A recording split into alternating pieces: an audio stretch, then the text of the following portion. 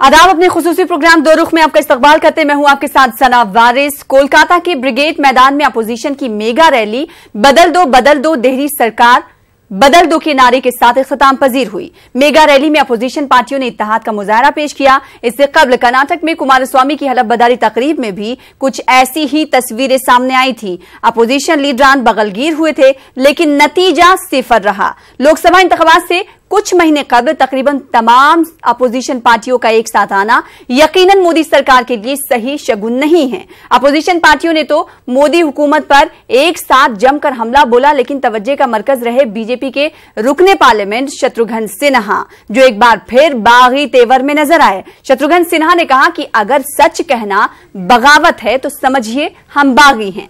बहरहाल इस mega rally में इस बात पर जोर दिया गया कि अपोजिशन जमातों को इस बात को यकीनी बनाना होगा कि लोकसभा चुनाव में बीजेपी उम्मीदवार के खिलाफ अपोजिशन का एक ही उम्मीदवार मैदान में होना चाहिए। अब सवाल ये उठता है कि अपोजिशन पार्टियों के कथनी और करनी में फर्क क्यों है। इसकी ताजा मिसाल यूपी में एसपी और बीएसपी का इत्तेहाद है। आज इसी मुद्दे पर जानेंगे अपने दो खास मेहमानों से उनका रुख। हमारे साथ दो खास मेहमान भी जुड़ चुके हैं, बहुत जल्द ही तारुफ भी करा देते हैं। अश्वनी उपाध्याय साहब, जो कि तर्जुमान है बीजेपी के, आपका इस्तकबाल करते हैं, गाजियाबाद से हमें ज्वाइन कर रहे हैं। और साथ ही साथ मोइनुद्दीन शम्स साहब हैं, जो कि रुकने असेंबली हैं टीएमसी के, कोलकाता से हमारे साथ जुड़ चुके हैं। आप दोनों खास मेहमानों का इस्तकबाल करते हैं। और सबसे पहला सवाल शम्स साहब आपसे है, आखिर क्या जरूरत आन पड़ी, क्या लगता है इस रैली को लेकर कि सब एक साथ मुत्तहिद हुए, एक स्टेज पर आए, आखिर इस रैली के असल माने क्या निकाले जाएं? देखिए, ऐसा है कि ये रैली जो है जी, हमारी लीडर ममता बनर्जी, ये रैली जो हमारी लीडर ममता बनर्जी ने बुलाई थी तृणमूल कांग्रेस की, इसका मकसद सिर्फ ये है कि मुल्क को बचाने के लिए, मुल्क के दस्तूर की हिफाजत के लिए और मुल्क के एकता अखंडता और सेकुलरिज्म की हिफाजत के लिए तमाम अपोजिशन पार्टियां जो लोग हैं सबों को मुत्तहिद करके एक प्लेटफॉर्म पे ला करके जो है वो ताकतें, जो ताकत इस मुल्क की सेकुलरिज्म को, इस मुल्क के दस्तूर को, इस मुल्क की एकता और इत्तेहाद को ख़त्म करना चाहती हैं, उनके खिलाफ एक मोर्चा बनाया जाए। जी, यानी बात है कि इस मामले में आपने देखा जी, हाँ जी मोइनुद्दीन शम्स जी, इस मामले में आपने देखा कि 19 जनवरी को ब्रिगेड पैरेड ग्राउंड में जो है से काफ़ी तमाम रियासतों के जो लोग अपोजिशन लीडर हैं, जो लोग अपोजिशन पार्टियां हैं, या फिर कुछ स्टेट के हमारे जो चीफ मिनिस्टर भी उसमें शामिल हुए, और उन्होंने सबों ने एक ही आवाज़ उठाई कि इस मुल्क को अगर बचाना है, इस मुल्क की सेकुलरिज्म को अगर बचाना है, इस मुल्क के दस्तूर को अगर बचाना है, तो जो चौकीदार की चौकीदारी में इस मुल्क में डकैती हो रही है, उस चौकीदार को यहाँ से हटा करके भागाना है। इसी एजेंडा पे यानी टीएमसी मानती है कि मुल्क महफूज नहीं है, यानी टीएमसी ये मानती है कि मुल्क महफूज नहीं है।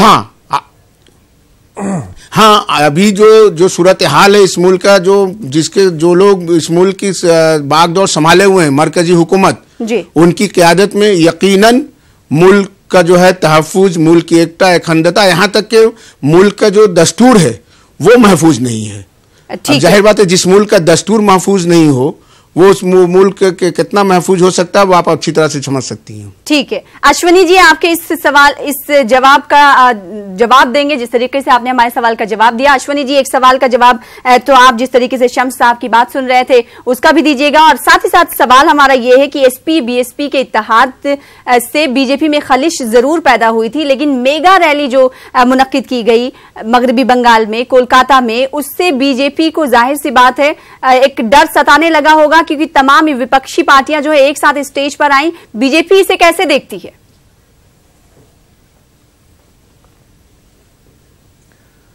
देखिए, बीजेपी कैसे देखती है छोड़िए, इसको आम जनता कैसे देखती है, लोग कैसे देखते हैं, इसको समझने की जरूरत है। एक तरफ जब 2019 का चुनाव होगा तो एक तरफ होंगे प्रधानमंत्री मोदी, भारतीय जनता पार्टी और एनडीए के उम्मीदवार, दूसरी तरफ कौन होगा ये पता नहीं है। मैं इसलिए कह रहा हूं कि कुछ दिन पहले बहन मायावती जी का जन्मदिन मनाया गया, तो उनके कार्यकर्ता उनको प्रधानमंत्री पद कह रहे थे, हमारी भावी प्रधानमंत्री हैं। अभी बंगाल में कुछ एक बैनर पोस्टर देखे गए कि ये कहा गया कि हमारी ममता जी अगली प्रधानमंत्री के उम्मीदवार है। राहुल जी को कांग्रेस कहती है राहुल जी हमारे प्रधानमंत्री के उम्मीदवार है।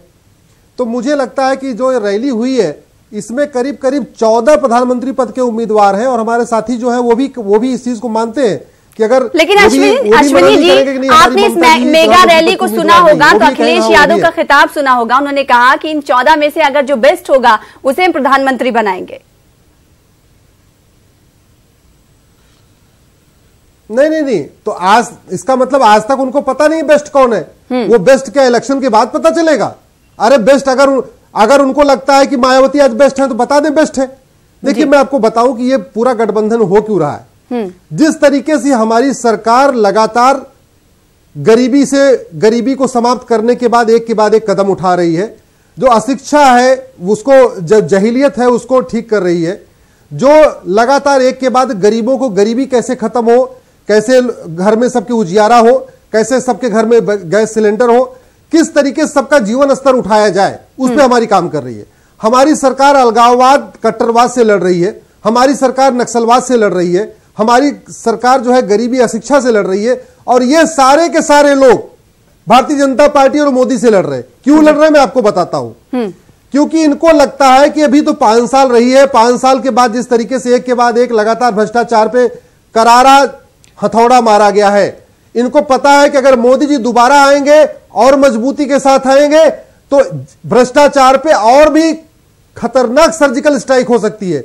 एक बार नोटबंदी करने के बाद ये सारे के सारे बिलबिला रहे थे। अच्छा। अगली बार अगर नोटबंदी हो जाएगी इनकी दुकान बंद हो जाएगी। इनको चिंता अपने दुकान की है। और मैं आपको बता दूं, मैं पूरे दावे के साथ कह रहा हूं, इसमें जितने लोग हैं सारे के सारे बेनामी संपत्ति और आय से अधिक संपत्ति का केस चल रहा है।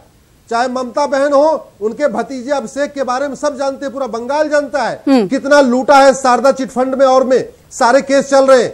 चाहे बहन मायावती है, पत्थर वाला मुकदमा चल रहा है, आय से अधिक संपत्ति का मुकदमा, बेनामी संपत्ति का मुकदमा चल रहा है। अखिलेश यादव चल रहा है मुकदमा, आय से अधिक संपत्ति, बेनामी संपत्ति। तो ये एक चोर कोतवाल को डांटे वाली बात हो रही है। भ्रष्टाचारियों का जमघट है जो अपने आप को सेकुलर कहते हैं। हावत ये एक तरफ प्रधानमंत्री मोदी है जो 15 साल तक मुख्यमंत्री रहे, कभी एक पैसे का उन्होंने तनख्वाह नहीं लिया। वो अपनी पेमेंट भी जो उनको तनख्वाह मिलती है वो भी डोनेट करते हैं।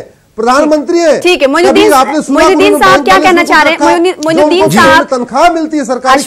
देखिए ऐसा है, तरफ ये है जो कोई 10,000 करोड़ का मालिक, कोई 15,000 करोड़ का मालिक। हाँ वो जो उल्टे चोर कोतवाल को डांटो वाली बात हो रही है।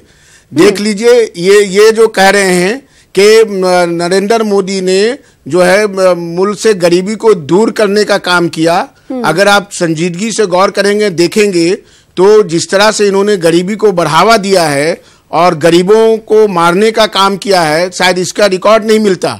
नरेंद्र मोदी के जमाने में भ्रष्टाचार का मामला आप लोग सब अच्छी तरह से जानते हैं। राफेल का मामला क्या हाल है आप लोग सब अच्छी तरह जानते हैं। करोड़ अरबों रुपया लेकर के इनके हमनामी ललित मोदी और दूसरे लोग देश से भाग गए, देश से उनको भगा देने में कामयाबी हासिल की। आज जो है पेट्रोल का दाम, डीजल का दाम जो है आसमान को छूता हुआ नजर आ रहा है। जिस सिलेंडर गैस की बात कर जिस कुकिंग गैस सिलेंडर गैस की बात कर रहे हैं उसका क्या दाम कितना बढ़ रहा है। देखिए ऐसा है कि ये हमारे एक बात बहुत पुरानी कहावत है, सुन लीजिए कि उल्टे चोर कोतवाल को डांटते आपका प्रधानमंत्री इस मुल्क को लूट रहा है, इस मुल्क को तबाह बर्बाद कर रहा है। और जो मामला है वो मामला इतना खतरनाक होता जा रहा है कि आप इस मुल्क के सेकुलरिज्म और इस मुल्क के जमहूरियत और इस मुल्क का जो डेमोक्रेसी है, इस मुल्क के दस्तूर को खत्म करने की कोशिश कर रहे हैं। और शम्स साहब थोड़े से वक्त के लिए रुकिए। अश्विनी उपाध्याय ठीक है, आपका कहना है कि तमाम लोग जो है इकट्ठा हो रहे हैं सिर्फ और सिर्फ कुर्सी के लिए, लेकिन जो ये इकट्ठा हुए, मुत्तहिद हुए, इत्तेहाद हुआ कलकत्ता के मैदान में, क्या इससे अवाम में एक गलत मैसेज नहीं जाता है बीजेपी के लिए? बाद ये फैसला करेंगे कि वजीर आजम कौन होगा। वजीर आजम जो भी होगा वह आपके वजीर आजम से बहुत अच्छा होगा, ये हम कह सकते हैं। जी मोइनुद्दीन साहब, मोइनुद्दीन साहब, सवाल हमसे भाई साहब, सवाल हमसे, सवाल हमसे। जी अश्वनी साहब, आप अगर मेरा सवाल सुने हो तो आप जवाब दें। जी देखिए, मैं आपको बताऊं, हाँ मैं आपको बता रहा हूं बहन जी। पहली बात तो यह कि अब ये कोई 19वीं शताब्दी या 20वीं शताब्दी नहीं है, 21वीं शताब्दी है। आज की डेट में एक गरीब व्यक्ति के पास भी एक मोबाइल फोन है और वो अपना दिमाग यूज करता है। उसको यह पता है कि इसके पहले की सरकारों ने हमें क्या दिया, मोदी जी ने आके हमें क्या दिया। वो जो 15 करोड़ लोग जिनको मुद्रा लोन दिया गया, जो छोटा छोटा काम करते थे, कोई दूध का काम, कोई भैंस अपना पकौड़े का काम, कोई चाय का काम, कोई रेस्टोरेंट का काम, कोई होटल का काम, कोई दूध का पकौड़े का काम और चाय का काम, सही बात बोला। उनको जब पैसा दिया गया, उनका जब काम बढ़ा, तब उनको समझ में आया। आज तक उनको पता था ये केवल अश्वनी जी वो कहाँ गया वादा कि हम अगर प्राइम मिनिस्टर बनेंगे तो सबों के अकाउंट में 15 लाख रुपया करके देंगे। वो कहाँ गया, वो कहाँ गया? ये करोड़ों नौजवानों को नौकरी देंगे, ये वादा कहाँ गया? बोलिए। वोट मिल जाएगी, उसके बाद ये लूटेंगे। अरे भैया 15 करोड़ को दिया, 15 लूट कौन रहा है तो आपको समझ में खुद आ रहा है। एक बार आपको वो आपने आवाम को, हिंदुस्तान के आवाम को धोखा दे करके वोट हासिल किया है। अब वोट हासिल करने के बाद आप मुल्क को लूट रहे हैं, मुल्क को लूट रहे हैं आप। 15 करोड़ कहाँ रोजगार मिला है? 6 करोड़ लोगों को गैस सिलेंडर 15 करोड़ को रोजगार मिला, कहाँ मिला रोजगार? 15 करोड़। आप दोनों जो है टॉपिक से भटक रहे हैं और मेरा काम है टॉपिक पर आप लोगों को लाना। क्या नहीं लगता कि इक्तदार से महरूमी या फिर इक्तदार हासिल करने के लिए सिर्फ एक रैली काफी है? नहीं, फिर रैली तो जो देखिए, बता दें ममता, रैली काफी नहीं है।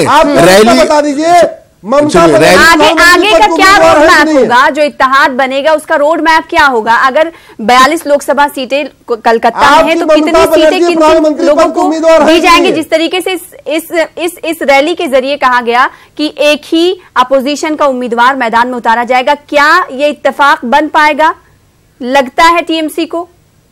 देखिए हाँ, इस सिलसिले में बातचीत चल रही है। ये रैली 19 तारीख का जो ममता बनर्जी की क़यादत में जो रैली हुई, ये रैली उसकी शुरुआत है। और ये रैली के बाद जो रूट मैप तैयार करने के लिए तमाम लोग बैठेंगे, तमाम नेशनल लीडर बैठेंगे, बैठ करके वो लोग रूट मैप तैयार करेंगे। और कोशिश यही की जा रही है कि 1:1 का जो है कैंडिडेट खड़ा किया जाए और इस सिलसिले में आगे कदम बढ़ाया जा रहा है। जो लोग इसकी मुखालफत करेंगे, जाहिर बात है कि वो जो है से बीजेपी के दलाल होंगे और इससे ज्यादा तो कुछ कह नहीं सकते जी। अरे हमने अगर कोई काम नहीं किया, मोदी जी ने अगर कोई काम नहीं, अश्वनी जी बीजेपी के अंदर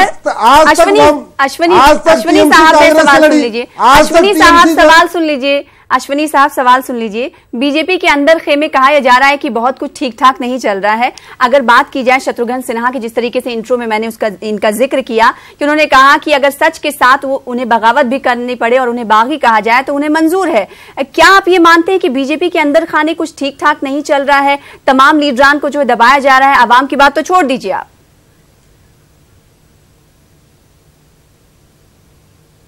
देखिए बताओ आपको, शत्रुघ्न सिन्हा जी पहली बार नहीं है। शत्रुघ्न सिन्हा जी बार पार्टी में होते तब तक निकाल दिया गया होता। ये भारतीय जनता पार्टी है जहां पे इतना टॉलरेंस है कि अब तक वो पार्टी में बने हुए हैं। कांग्रेस में होते धक्के दे के बाहर निकाल देते, हो सकता मारपीट भी हो जाती।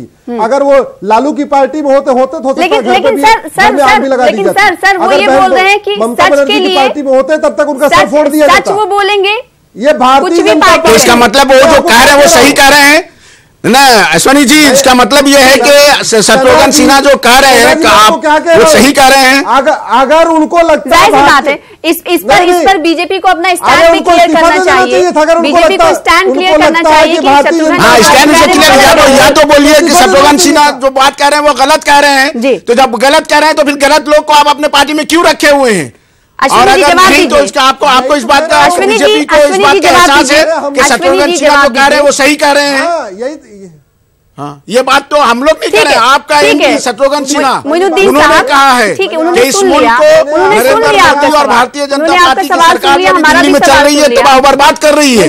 मोइनुद्दीन साहब सुन लिया सवाल उन्होंने, जवाब ले लेते हैं। जी अश्वनी जी।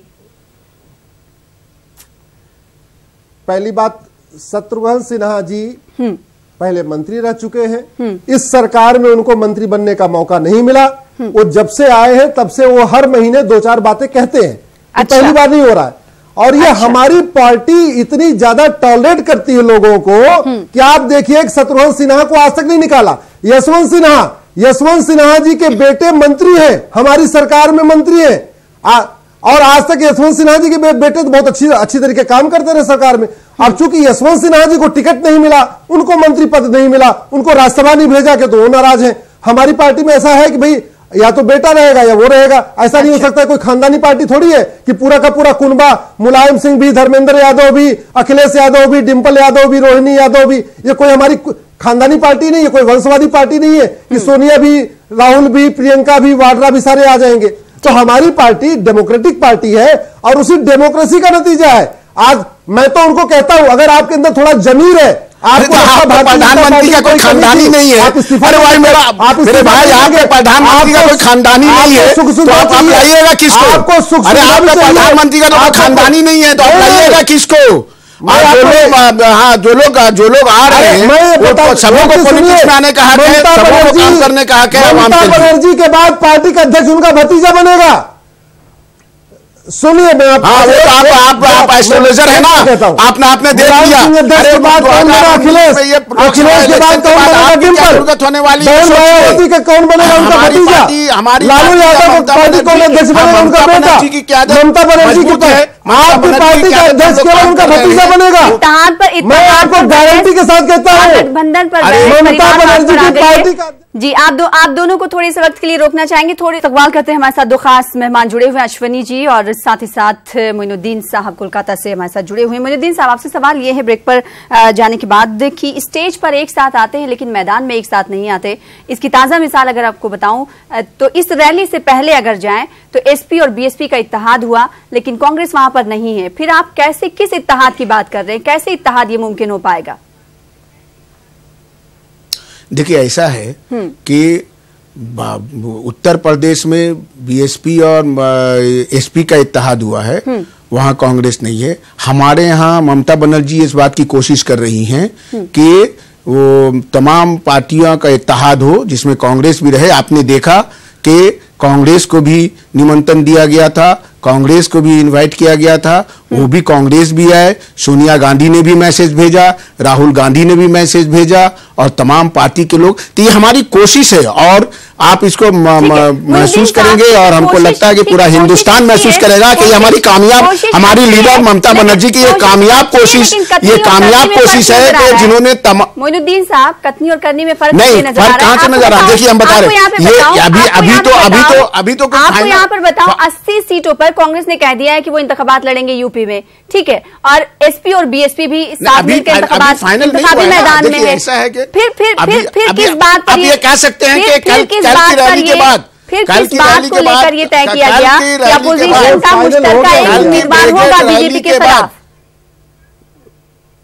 सुनिए, कल के ब्रिगेड रैली के बाद जो है जो एक ये आया है, एक इत्तेहाद आया है, एक इनकलाब आया है पूरे हिंदुस्तान में, उसका जो असर पड़ेगा हमें यकीन है कि वो जो जिस बात की कोशिश की जा रही है, हमारी लीडर ममता बनर्जी भी जिस बात की कोशिश कर रही हैं कि तमाम अपोजिशन मुत्तहिद हों, वो आप देखेंगे कि कल के रैली के बाद का नतीजा कुछ और होगा। यही वजह है कि बीजेपी के खीमा में एक जबरदस्त जलजला आ गया है और काफी परेशान है वो लोग। आपने देखा होगा अश्वनी जी, कल जो है अश्वनी जी इस इत्तेहाद से किस तरीके का जलजला बीजेपी महसूस कर रही है? बोल रहे थे। हाँ, देखिए, पहली बात तो आपको मैं बताऊं कि अब देश के युवाओं को तय करना है कि उनको मजबूत सरकार चाहिए या मजबूर सरकार चाहिए। प्रधानमंत्री मोदी जैसा मजबूत प्रधानमंत्री चाहिए या खिचड़ी वाला महागठबंधन जिसका कोई भविष्य नहीं है? देश जानता है तो ये भी फैसला करना है देश को हिंदुस्तान में रह करके काम करने वाला चाहिए और 4 साल में जितना होता है इंद्र कुमार गुजराल साहब कैसे रहे, देवगौड़ा जी कैसे रहे, मेरे भाई आपको सबको पता है। चंद्रशेखर जी को कांग्रेस ने कैसे हटाया और कांग्रेस ने कैसे चंद्रशेखर जी को हटाया सब जानता है। वो नोट अब देश को खिचड़ी सरकार नहीं चाहिए। देश के ये वंशवादी लोग हैं, ये परिवारवादी लोग हैं, ये अपनी सल्तनत को मजबूत करना चाहते हैं। आम जनता के नाम पे तिजोरी भरने वाले लोग हैं। आपके पास तो कोई परिवार है ही नहीं। अरे जाहिर बात है कि आपके वज़ीर-ए-आज़म ममता बनर्जी प्रधानमंत्री बनना चाहती है, मायावती प्रधानमंत्री बनना चाहते हैं, अखिलेश यादव प्रधानमंत्री बनना चाहते हैं, तेजस्वी यादव प्रधानमंत्री बनना चाहते हैं, चंद्रबाबू नायडू प्रधानमंत्री बनना चाहते हैं। उस रैली पे टोटल 14 प्रधानमंत्री थे। तो जहां 14 प्रधानमंत्री पद, ये तो हर राज्य में प्रधानमंत्री है। अगर इनको तसल्ली चाहिए तो अपने अपने मुख्यमंत्री को अपने प्रधानमंत्री मानने लगे हैं। ठीक है, इनकी समस्या है इनको। अश्विनी जी, एक बार फिर से वही सवाल आपसे कि इस रैली, इस मेगा रैली को देखते हुए क्या अवाम में एक अलग तरह का मैसेज नहीं गया होगा? क्या बीजेपी उस मैसेज की तरफ नहीं देख रही होगी जो अवाम ने हासिल किया, जो कलकत्ता के मैदान से निकला? देखिए सना जी, जो पिछले 5 साल में मोदी जी ने जिस ईमानदारी के साथ किया, जिस मेहनत के साथ काम किया, हमें उस आम जनता पे भरोसा है जिसके लिए ईमानदारी से क्या है मुल्क को बर्बाद करने का काम किया। मोदी जी ऐसे प्रधानमंत्री आज मुल्क को जिसका पूरी हिंदू मुसलमान सिख ईसाई के नाम में बांटने का काम आप लोगों ने किया है ईमानदारी से। और ये सांप्रदायिक लोग, ये तुष्टीकरण करने वाले लोग, ये हिंदू मुसलमान में भेद पैदा करने वाले लोग कौन है? वो तो आप अच्छी तरह से जानते हैं, जिनका केवल एक उद्देश्य है, अच्छी तरह से जानते हैं सांप्रदायिकता कौन कर रहा है। मोदी जी आप जो है मैं खाऊंगा, ये मुल्क सबों का है, ये मुल्क हिंदू मुस्लिम सिख ईसाई सबों का है, और आप इस मुल्क को बांटने का काम कर रहे हैं। आप इस मुल्क को बांटने का काम कर रहे हैं, वज़ीर-ए-आज़म इस मुल्क को बांटने का काम कर रहे हैं। प्रधानमंत्री जी फिर आएंगे, मजबूती के साथ आएंगे। ठीक है, और इन सब की जाते हुए सपना देखा, कोई बड़ी बात नहीं है। जाते हुए सपना देखिए, देश ने फैसला कर लिया है, देश के नौजवानों ने फैसला कर लिया है, तो इस मुल्क को बचाने के लिए किया जाता है। लेकिन एक सवाल, आखिरी कमेंट आप दोनों से चाहेंगे। मोइनुद्दीन साहब, क्या लगता है जिस तरीके से जो ख्वाब देखा ममता बनर्जी ने, क्या उसको पाए तकमील तक पहुंचा पाएंगी? क्या इतना आसान है मुत्तहिद हो पाना और मोदी सरकार को गिरा देना? आखिरी कमेंट। नहीं, देखिए एक सवाल बता दो, प्रधानमंत्री एकदम आसान है, अपोजिशन एकदम मुत्तहिद हो रहा है और पूरी मुल्क तैयार है, मुल्क तैयार है मोदी सरकार को गिराने के लिए। फेडरल फ्रंट की बात जो निकली थी सामने, वो सीधे नीचे चली गई। क्या लगता है इत्तेहाद भी ऐसे ही हो जाएगा? नहीं, इत्तेहाद और मजबूत हो रही है। अब तो यूनाइटेड इंडिया के नाम से इत्तेहाद हो रहा है, तमाम लोग मुत्तहिद हो रहे हैं। ये इस मुल्क ने फैसला कर लिया है, यहाँ के अवाम ने फैसला कर लिया है कि अब अगर इस मुल्क को बचाना है तो इस मुल्क से ये जो तानाशाही हुकूमत है, वज़ीर-ए-आज़म है, जो इस मुल्क को लूट खसोट के अलावा कोई काम नहीं किया है, जिन्होंने चौकीदारी के नाम पे इस मुल्क को जो है लूटा है, उसको हटाने का काम देश तैयार होगी हटाने के लिए। लिहाजा पूरी जिम्मेदारी के साथ कह सकता हूं, मेरी लीडर ममता बनर्जी ने जो कोशिश शुरू की है, वो तमाम लोगों को लेकर के उसमें वो कामयाबी हासिल कर लेंगी। ठीक है, आपका जवाब मैंने सुन लिया। अश्विनी जी, आप क्या जवाब देना चाहेंगे हमारे लास्ट सवाल पर? क्या कमेंट आपका? देखिए, सबका साथ सबका विकास हमारा मंत्र है, भ्रष्टाचार मुक्त विकास हमारा विजन है। हम उसी पे काम कर रहे हैं और हमें इस देश की जनता पे भरोसा है। जो हमने सभी भ्रष्टाचार आप मत बोलिए, भ्रष्टाचार राफेल के नाम में जो भ्रष्टाचारी हुआ है उस पर आप मत बोलिए। चाहे पछड़ा, चाहे हिंदू हो, चाहे मुसलमान, और चिंता मत करो, ये जो ममता बनर्जी का भतीजा लूट के बैठा हुआ अभिषेक बनर्जी, ठीक है, इसकी पाई कौन बैठा हुआ बनर्जी का भतीजा नहीं, बल्कि लूट तो रहा है आपका वज़ीर-ए-आज़म, लूट तो रहा है आपकी सरकार, कितना कामयाब होता है नहीं। हमारे पास वक्त की बेहद कमी है। आप दोनों खास मेहमानों का शुक्रिया अदा करना चाहेंगे हमारे साथ जुड़ने के लिए और इस मुद्दे पर बातचीत करने के लिए। बेहद शुक्रिया आप दोनों का। इसी के साथ फिलहाल दो रुख में इतना ही। आदाब।